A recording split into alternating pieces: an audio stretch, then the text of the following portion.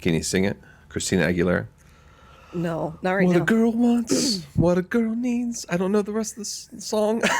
It's been a long time. She snorted. We got the first. Is that the first in between Sundays?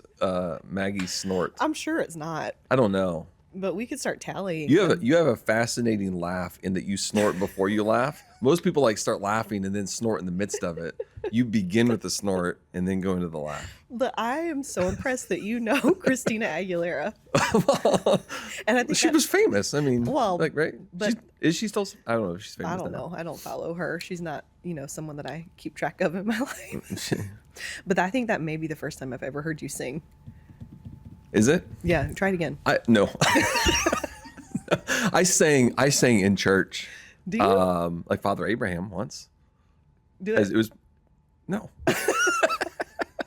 I didn't intend to do it, right? I was just like mentioning the song, like we all grew up with this song, Father Abraham, and I just made him sing with me. So like Yep. yeah, it was weird. Anyway. So today, Yeah. I'm going to educate you. You probably need to. Yeah. We're going to talk about what women want. Yeah. In regards to a dude. In regards to a dude, yes, specifically. Okay. I think there are. I got my notes. I'm ready to take notes. Yeah, good. So I can learn. But before we start talking about this, I do. I love that you actually were ready to take notes. Oh yeah. Hey, so sorry, this is a tangent already. So I was at this retreat with a bunch of guys, like 25 guys or whatever. Did you guys talk about this? Sort of. Okay. And not in a roundabout way. Like the last day we're getting ready to leave, and I was just ready to go. Like I was ready to go home, and one of the guys said to everyone, as we're just having breakfast before we left, he said, "Hey guys, when you all get home, make sure you buy flowers for your wife." And my response was, "You've never met my wife. Like she doesn't want flowers." Right. And then like when we were all joking around about it, he's like trying to keep serious, and like we're all joking. And he says, "And buy your daughters flowers too." I was like, "You clearly haven't met my daughters." And I'm like going on like, they don't want flowers. My daughter would rather have like gummy worms or something. My wife doesn't want flowers. Then I go home and I was telling my wife this story. And I said, this is what I did. I was like, I kind of felt bad because I was just kind of joking around. But yeah. And she's like, "Oh, I would love flowers." Oh. And I'm like, "Oh, really?" No idea. Because I have a thing against flowers because they die. Oh, so you didn't want flowers. I don't want to buy flowers. I don't want to buy flowers. But my wife's like, "Oh, I would like flowers every once in a while." I was like, "Oh, I know my wife very well. I did not know that." And then she said she was telling the story to my daughter, and my daughter goes, "Oh, I think flowers would be nice." I was like, "Oh crap! My word. I clearly need to take notes." Okay, so whatever so Maggie says, get out the pen. But I will preface with, I do think you made a good point, even though you were wrong in that instance. In that one instance in your life, you were wrong. But I do think that, I'm going to say some things that are, it's hard to make general statements about a whole sect of people, like a whole group of people. And so I know that I might say something that there are going to be women who are like, that's not actually what I want. So we're just acknowledging you're not the spokesperson for all women. I'm not the spokesperson for all women. In fact, I'm sure that I probably am not like most women. I'm just keeping my mouth shut. I'm just, I grew up with two brothers. I can hear Tyler laughing. And so it's all good. I grew up with two brothers. I grew up as more like a tomboy. So some women will be able to relate to me, some may not. But I wanted to start out by reading the Bible because it's a great starting place point to start. Yeah. Philippians 2. This is actually a passage. It's one of my favorite passages. But I think it's a great place to start anytime we're talking about interpersonal relationships in general. But for me, especially when I think about men and women interacting together in relationship. So Philippians 2, verse 1, "Therefore, if you have any encouragement," any means any. If you have any encouragement from being united with Christ, if any comfort from his love, if any common sharing in the Spirit, if any tenderness and compassion, if you have any of those things, then, this is like a clear if-then statement, then make my joy complete by These are the things that you will do by being like-minded, having the same love, being one in spirit and of one mind. And this is what that looks like. Do nothing out of selfish ambition or vain conceit. Rather, in humility, value others above yourselves, not looking to your own interests, but each of you to the interests of the others. In your relationships with one another, have the same mindset as Christ Jesus. And then Paul and the rest of that section goes into detail about what that looks like. So people can, I encourage you to study that on your own, learn to read the Bible for yourself. But I think, number one, what women want is humility. Okay. Scribble. I knew that one. You're not writing, Tony. I will write it. Fine. Gosh, dang, man. Humility. Humility. Women want humility. And you and I were in a meeting recently. This is a new thing that I learned. We learned that the Hebrew word for humility means to essentially like fill the space that is given to you. Do you remember this conversation? The person we were talking with said it's the idea of like a circle where you take up the right amount of space that you're given.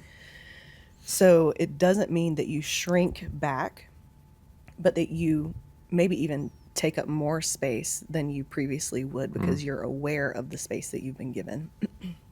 And so for some men, that might mean taking up more space and being bold and strong in a way that you haven't been before, firm and assertive, being a peacemaker, not a peacekeeper.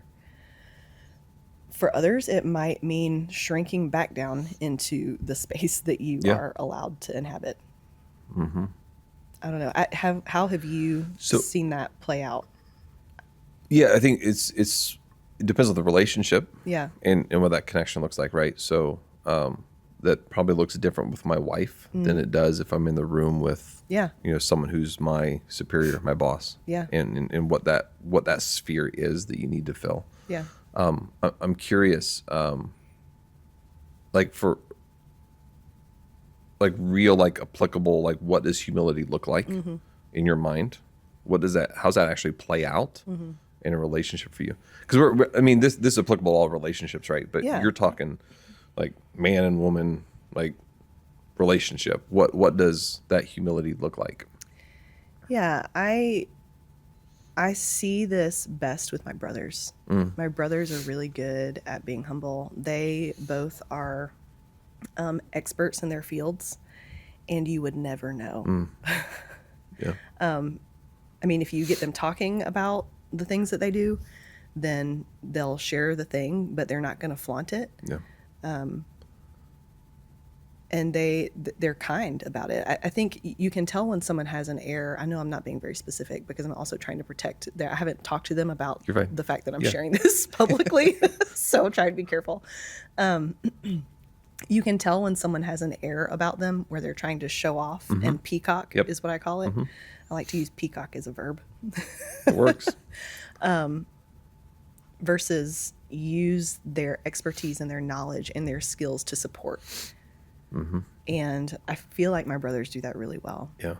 They use what they know to come alongside instead of showboat. Yeah. And there's a verse in 1 Thessalonians 4 that talks about making it your ambition to lead a quiet life. And I see a lot of people, in this instance, because of the topic, men, but women too, who make it their ambition to live a grand life. And my brothers have grand jobs, but they live quiet lives. And I think that takes a lot of ambition to get to that point where you make that your reality. Yeah. Yeah, we are rapidly approaching a series here at 242 on biblical manhood. And one of the aspects that we'll be looking at is what does a biblical man look like in terms of his marriage? And you get to the language of headship and submission, and I'm not going to go fully into it. We'll talk about that during the series. Right. But that language of submission really is a sacrificial thing. It's not It's not, the wife just submits to this overbearing authority of the man. It only works when the man does his role, which is what?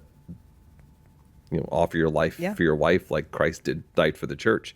Radical and so humility. there's the humility, I think, is stepping back and saying, hey, like my life isn't just my own anymore. I'm not living for myself. I'm living for my wife. I'm living for my kids. I mean, you could expand this, but one of the big purposes and roles of manhood, which we will talk about in that series, is this cultural mandate you see in the book of Genesis, and to basically go subdue the earth, rule over it. And what that is it's really a mandate to create godly cultures. Mm-hmm. And as we create godly cultures, the first one we create is with our spouse, with our significant other. So some of that humility is stepping back and saying, hey, like my role is bigger than just like getting what I want out of the relationship or out of the world. It really is about cultivating things and relationships and cultivating, my spouse. So as a husband, like my number one goal isn't to get my needs and wants filled. Right. My number one goal is to build up my wife, to raise her up to be the godly woman that God wants her to be, and help her to live into that wholly and completely. Yeah. Yeah, I totally agree with that. I mean, obviously I was married at one point and definitely longed for a humility type of relationship from him, and then to give that from myself. But as we're talking too about other relationships with men, that's something that I long for in co-working relationships, in family relationships, again, with my brothers, with my son, as I'm raising a man, to teach him how to be humble and do those things that you're describing too. Yeah. So I think that coming out of that, this draws out of that, or I guess I should say builds on humility, is women want to be seen. Mm-hmm. And that's where this becomes an individual conversation instead of a broad strokes conversation. So I remember when my ex-husband and I had first gotten married, one of the books we read was a book that talked about how women are like this and men are like this. Mm-hmm. And we really struggled because for a while we were trying to operate in that vein of like, women need this, men need this. And I was like, why isn't this working? And then we went to a marriage counselor, and we took an intimacy needs test. And out of the intimacy needs test, I might go ahead and say the book. The book was called Love and Respect. Mm-hmm. And so out of the intimacy needs test, what we learned, what my intimacy needs showed, is that I, in my most intimate relationships, more than anything, need to feel respect in order to feel closeness in the relationship. Yeah. So we read this book that made broad generalizations, which is funny because we're kind of doing that today. Yeah. Well, it's okay. We can. We can, because it's us. Because you're the representative for all women today. But the book said, like, all women need love, all men need respect. But what we found out is that when we looked at me and how I'm wired, I was wired in somewhat of the opposite way. Yeah. That when we looked at Maggie and how Maggie's wired, Maggie actually needs respect to feel close in relationships. Mm-hmm. And once we figured that out, it was like, oh, that's why all of my relationships have felt off kilter. Mm. And once I realized that, I was then able, I mean, not just him, but all of my relationships, I was able to figure out how to communicate my needs better to others. I think one of the misconceptions we have about the love and respect conversation, because it's often said women need love, men need respect. Right.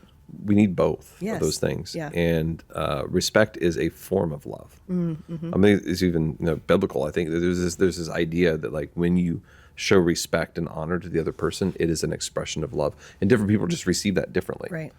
So you discovered that was like the strong one for you, which I'm sure was transformational for your relationship during that time, was to be yeah, like because it's similar to love languages. I'm assuming you know what your love language is. Yeah, words of affirmation. Okay. Mm-hmm. Yeah. So like knowing that, when you discover that and your spouse discovers that about you, be able to speak those things. Yeah. Right. So my wife even mentioned the other day about how Like when one of her big things is when I think about her. Like when she knows I'm thinking about her, it matters. So like if I send her a text during the day, like that means a lot to her. And then what she's discovered recently is when I maybe clean up the kitchen or load the dish, whatever, the things that she normally does, I do them. She normally does those. Like those, it's not the act of service itself. It's the fact that she knows that by me doing that, I was thinking of her. And those are the things that speaks love to her. So in the same way, the love and the finding the respect piece is your way of being seen for who you are as an individual, rather than who you are as just a couple, right? When I started seminary, so my wife and I met in Southern California. It's where her family was and everything. I was always in every circle we were in. I was really just kind of Melissa's husband. It's fine. That's just the reality we were in. So we went to seminary. I was actually a little bit excited. I was like, "Oh, I get my own identity, right?" And then we go to seminary, and one of the first people we met was a guy that he used to work at the Christian college my wife attended, and knew her immediately when she walked in. I was like, "Ugh, here we go again." And then she got a job in the business office. Every student knew my wife. So I was again Melissa's husband. And it was like, seriously, I just want my own identity. And at the end of the day, I wanted to be seen. And during that season, my wife was seen, but then we left, graduated seminary. I became a pastor. She became a stay-at-home mom. That's what she wanted to do. So suddenly the roles shifted, and now she felt like she was unseen because all she was in her mind was just Tony's wife. And for her to find that area where she's seen, really relied on me and my willingness to be able to see her as an individual, not just treat her like, "Oh, you're just my wife. You're just along for the ride." Like, that's huge. I wanted to take this part of it and flip it a little bit away from romantic relationships and into professional relationships, because I think this is important for women who work in the marketplace, or even in ministry too, for working women outside of the home, maybe even inside the home. I don't know. I'm not going to speak for all the women. I know that many women have expressed to me. That's the seat you're in right now. You're speaking for all women, Maggie. That oftentimes it feels like when we are speaking about an area where we have expertise, we have to prove that we have knowledge about the thing. Correct. Before our knowledge is received. It's not received at face value. Yes. As often as it is for a man. And that is very frustrating and slows down the process of innovation and effectiveness. So thank you for not doing that to me. You're welcome. But from many women that I've talked to, that is an area of respect that I hear and know for myself that we want, is to be respected for our ideas and our experience at face value, instead of having to constantly prove, even though we have the years of backing. Agreed. And it's always, I mean, I'll just speak from like within our church context. I hope I never do that to you, but I see it happen to you. And I see it happen to other women on staff. And it always blows my mind and still takes me by surprise when it happens.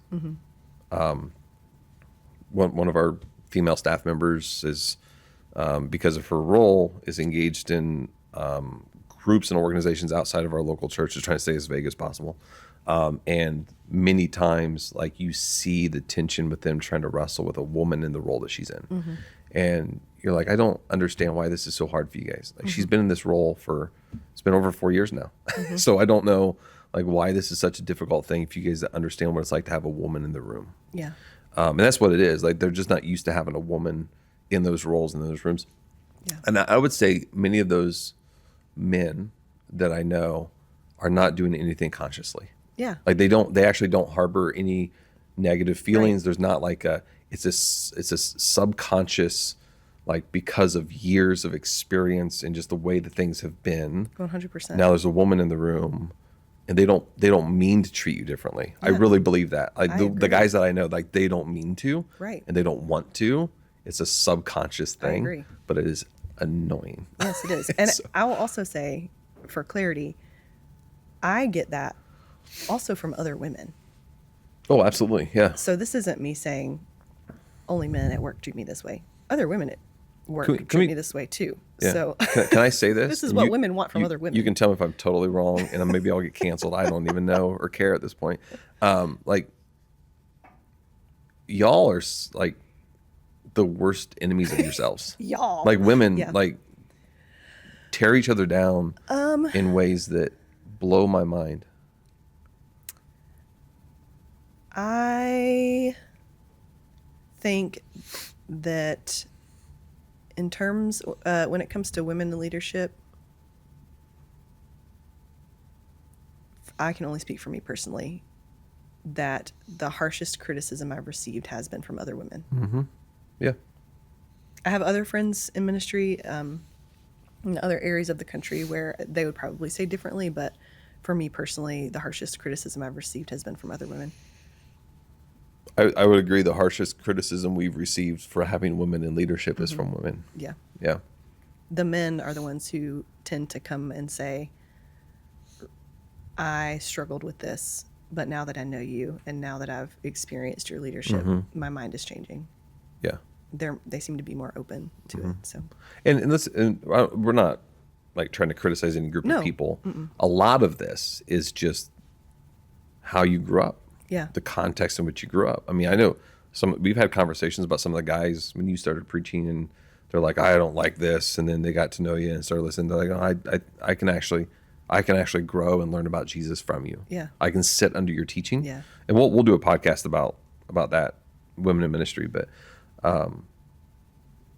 what they were wrestling through wasn't like the moment, it was all the past years leading up to that. Yeah. So now they're like coming face to face with what they believed to be true, but didn't know why they believed it to be true. right.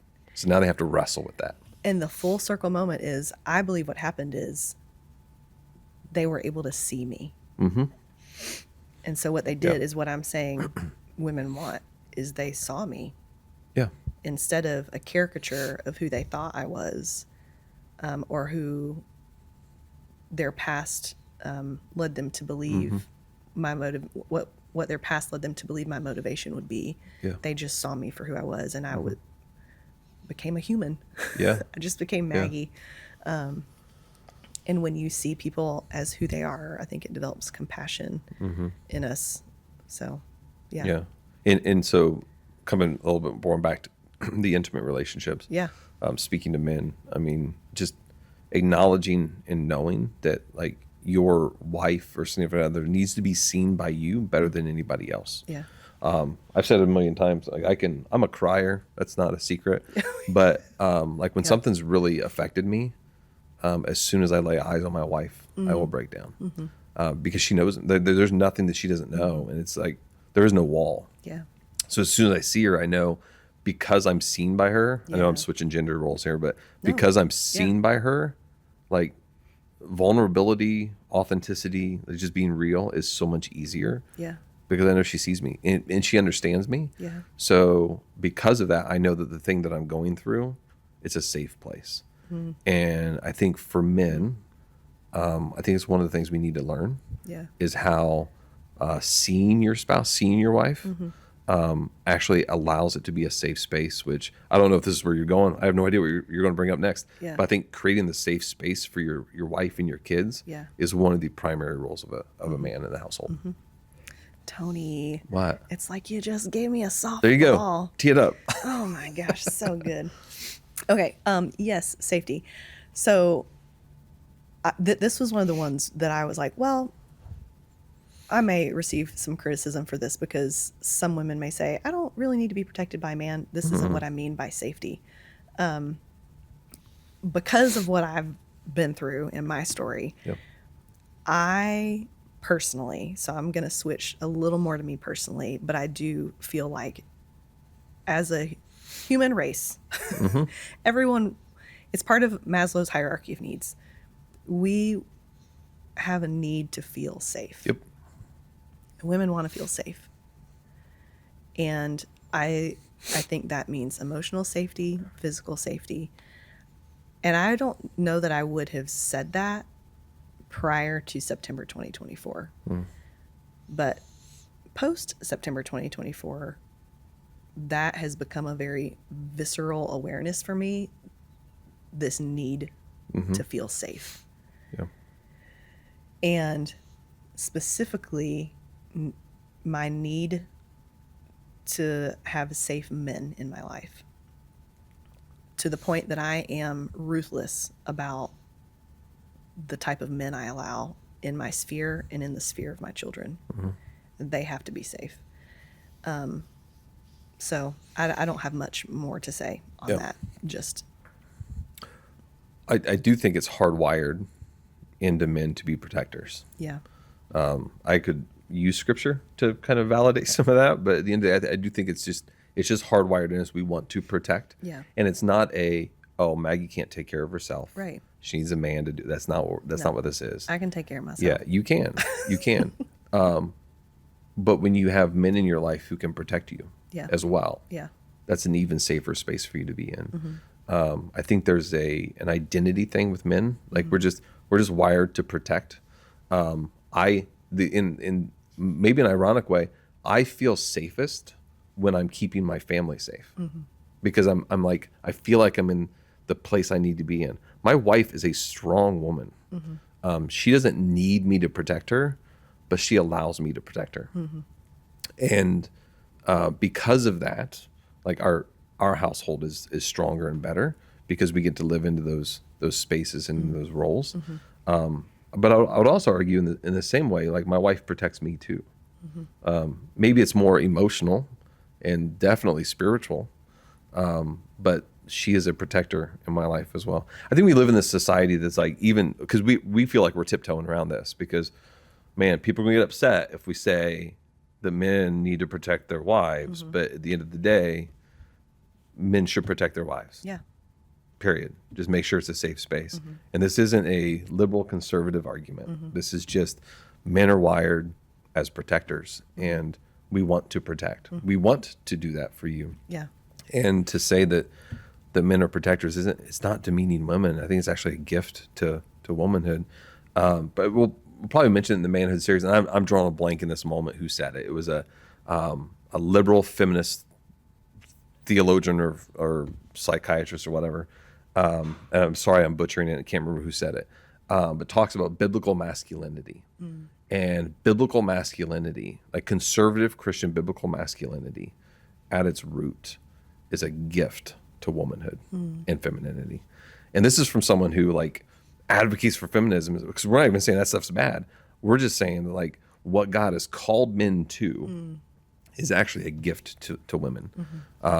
So men discovering what it looks like to create that safe space. But again, that safe space isn't just to shelter them from the world. That safe space is creating an avenue where you can thrive. You can lean into everything that God has called you to be and do. Yeah. And that's what protecting looks like, is giving you the space, the launch pad, if you will, to safely step out and do scary, courageous things for God. Yeah. Yeah. And I mean, further to your point, I think emotional safety, we can talk about safety and not define what it is. But I think going back to square one, being a safe person starts with being a humble person. I know a lot of people who think that they are safe and they are not, because they're prideful. I had a mentor once who told me that humility breeds safety. And I have found that to be true, that in my relationships where a friend or a significant other is quick to apologize, that breeds safety, emotional safety in that relationship, because their humility shows me that it's safe for me to open up and be vulnerable. Humility breeds safety in relationship. Yeah. Even with me to my kids, I've experienced that when I'm quick to apologize to my kids, that leads to a relationship where later on they're able to say, "Mommy, this really hurt me." Yeah. And that's not standard for all parent-child relationships where kids are able to open up and say, this hurt my feelings when you did this. Yeah. That my kids feel safe enough to tell me when I've done something that hurts them. It's because we've built that emotionally safe environment. Yeah. So Good. yeah. This is a big one that I remember feeling a lot when I was married. And so, okay, let me back up. 2 years ago, we did a marriage seminar a couple of years ago here at 242. And I think in preparation for that, we sent out a survey that was called What I Wish My Spouse Knew. Yeah. And the responses from that survey were not surprising to me, but in a way heartbreaking because it reflected a lot of what I felt and a lot of what I had read online about how women feel in general. There's this idea of, scientists call it the mental load, that women carry the mental load. Yeah. And so I'm going to preface reading these survey responses. These are actual survey responses that women in our church said they wish their spouses knew. Okay. Because we were doing just for clarity, we were doing a session where myself and Steve Larson talked to just the women, and my wife and his wife talked to just the men and answered these questions to the best of our ability. Yes. Yeah. So I'm just going to read them straight. One person said, what the mental load of running the house feels like. Another person said, how much I need him to help out. How much I need him more to help out. Another person said, when I was handling too much and needed a break or some help. How draining it is to feel like I'm in charge of every aspect of our and our kids' lives. That I sometimes feel overwhelmed with having to do all the household stuff and never having the family thing or acknowledge how or why it gets done. That I need him to be more proactive in keeping up with the household and taking care of the kids. That I just need/want him to acknowledge how much I do, communicate that he sees my hard work. I think, no, women want to be appreciated and they want support. Yeah. When we talk about the mental load, it's things like keeping track of what things in the pantry are running low and in the fridge are running low. Who has a dentist appointment, when those dentist appointments are, when the birthdays for extended families are, who's getting the gifts for those people, when was the last oil change on the car, when are the bills being paid, have we paid our quarterly taxes if we run a business, all the things. You just like named everything my wife does. Not everything, but a lot. Yeah. Everything you named was stuff This is really vulnerable, but I process through sharing this, and I think that it's important to share that one of the most heartbreaking things for me was when I got divorced. I realized very quickly that nothing in my workload changed at home. Sorry. And I wonder for how many other women that would be true. But the thing that gives me hope is that I hang out with other friends and I see that story is different for them. A while ago, we went to a birthday party at Tyler's house, and I was watching the whole day as he was running around doing all the things, and he wasn't asking his wife, what do I need to do next? Where's the cake? Where's the piñata? How do I? He was just doing it because he knew what the plan was, because he was involved with his partner. It was a partnership. And I was like, I'm so proud. So I want to make sure I say that, because I'm not saying no men show up for their wives. I know a lot of men who show up for their wives. But that's what women want. They want a partner. Yep. Wait till the next episode. We're gonna talk about what men want. Yeah. It's the same thing. Yeah. Yeah, yeah. And it's the there is often a siloing that happens in marriages, especially if well, like in our situation, I work. My wife is a stay-at-home mom, and we try really hard to partner on some things. But like there's, I said before, like my wife is usually the one to do the dishwasher and stuff like that, and but it's a constant conversation around those things. Like, what does it look like for me to work a full-time job and also help around the house? It's not like she's nagging me to do it. I do some of those things, but there's also some things that, and if she was sitting here telling you like, yeah, she would say I should do more of those things because he's working, but she doesn't do those things alone. One of the interesting things that we always wrestle through is like doing those things in our own way. I don't have to do it exactly like you. But our running joke at home is always the dishwasher. I remember early on in our marriage, I loaded it wrong, apparently. But I loaded it, you know, and everything was going to get clean. But then she comes back and reorganizes it. And I remember telling her, I was like, look, I'm happy to do things around the house, but if you're going to come behind me and redo the things I do because it wasn't exactly the way you wanted to do, I'm going to just let you do it because it's disheartening to me that I did this, and it really is a service. I'm like serving our household doing that, and then you're just redoing what I do. So, you know, my wife and daughter take a trip, and like I'm responsible, and usually my wife is the one because I have to get to work and do different things. That she's the one taking my youngest to and from school, and I realize, crap, what time school start? Like, what time do I have to get there? What time do I pick her up? I don't even know. And then so I was taking JL to school the first day. I was like, honey, where do I go to pick you up? Like, what do I do? And she's trying to tell me. I was like, I have no clue. I don't know how to do this. It's a new school. I don't know. So like, we'll figure it out as we go. But my wife has learned, don't dictate exactly how to do things. She says like, pick up is at this time. I put it in the calendar so you know. And she's learned over time to take her hands off the wheel. I'll figure it out. I'll figure it out my way. Yeah. But I'll do it. And again, we'll talk about this in the next episode too, because originally at times she wanted to micromanage those things. And while she was trying to micromanage those things, it was really hard for me to want to step up. But now when you're like, hey, let me just cast vision. This is what needs to happen. Awesome. Let me figure it out. I'll do it my way. Yeah. And it's probably not the best way, but guess what? My daughter gets picked up. She's happy, healthy, and at home.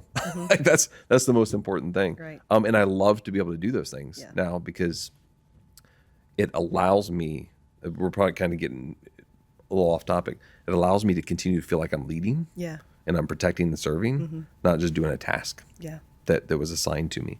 But I think that's a conversation that has to happen. And that would be my charge to men is like, y'all have a conversation with your wife about these things. Yeah. And I've been married 20 years. We're still having the same conversation we started 20 years ago. Like, how do I help you? Like, how do we come alongside one another?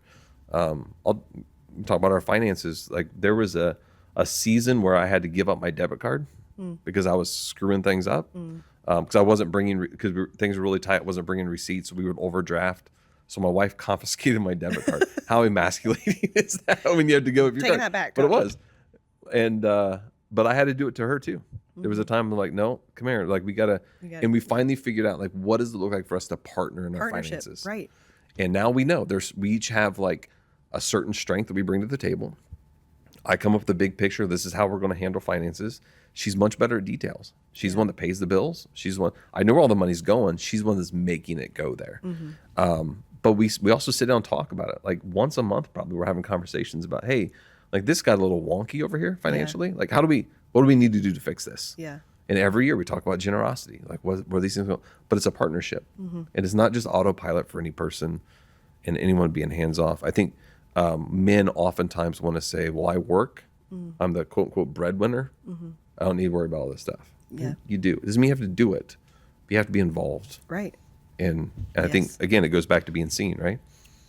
Preach, preacher. It goes back to being seen. And I think there are studies out there that talk about the value that women have over their husband just simply acknowledging what they do. Yeah. And it's not even like, needing the husband to fix it all. It's just like, honey, I see you. I see what you're doing. I'm so grateful for the way that you care for our kids while I'm at work. So grateful for whatever it is you've done, Yeah. and like the impact it has for a woman. Yeah. To be able to say, oh, I've got the strength to do this, to continue moving forward because my husband sees me. Yeah. And he's partnering with me in this. Yeah. That's so good. So we started off talking about Philippians 2 and the model of Jesus. I wanted to, as we start to wrap up, read you. We've never talked about this. One of my favorite books is called Are Women Human by Dorothy Sayers. It's really short. But she ends the book with Does it just say no? Is that the whole book? No, I'm kidding. No, it doesn't. It's a joke. Okay, get your pen back out. More notes. Okay, I'm sorry. She ends it with this quote. It's my favorite quote of all time from any book. Perhaps it is no wonder that the women were first at the cradle and last at the cross. They had never known a man like this man. There never has been such another.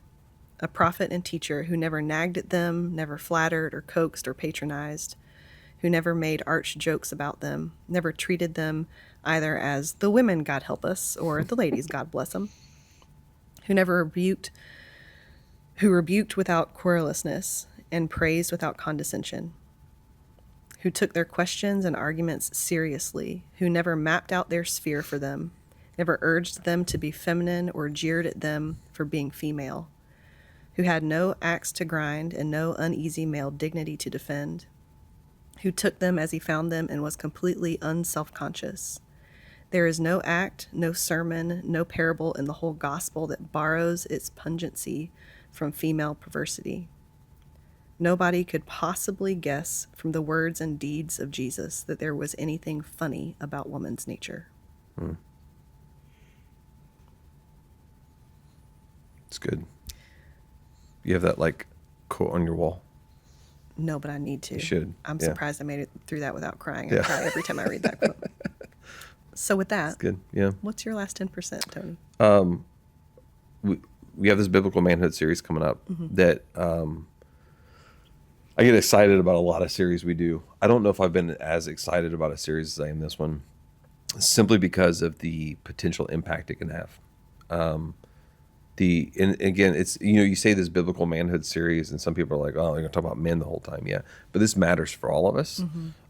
Women, if you're married, you want your husband to be a biblical man, and we're going to show you exactly why you want that to be true. There's social sciences like crazy that back this up, but the Bible also speaks to this. If you are a young person, like I want my daughters to sit in that room and listen to this because I want them to know what kind of man they're looking for. All the things you said, plus more. Yeah. I want young men to know what kind of man God wants them to be and what kind of man their future spouse deserves. Yeah. And I think that there's impact beyond just like your family's, your nuclear family, but like for the communities. I do believe that when men step up and be the Christian men the Bible calls them, not what society says, but what the Bible calls us to be as men, like our world changes drastically. Yeah. Again, social sciences, we're going to share all this stuff. It's going to back it all up. The Bible backs it up. And we're going to speak to hard things like submission passages. What does it actually mean? Because it doesn't mean some of the things that we think it means, and headship. And but I think if men lean in and decide to get off the fence and be the Christian men God called them to be, our communities transform. Your marriages are better. Your kids are better. Everything's better. Yeah. So super excited about it. So join us, be part of that series. It can be a game changer for families. Yeah. I'm excited about it as a woman. Yeah, it's good. Yeah. It'll be good stuff. Yeah. My last 10% is that I'm excited about it. And if you are a man listening to this, you should ask the women in your life what they want in case it's different from what I want. Yeah. Yeah. But it's probably not. Isn't there a movie called What Women Want? Yeah, but Don't use that as no. the example. No. Is that not good? No. Is it a good movie? I can't remember. I don't. I We wouldn't- cannot recommend nor not recommend this I movie because wouldn't. we don't know. I wouldn't probably watch it. But you can listen to Christina Aguilera's song if you want. You can do that.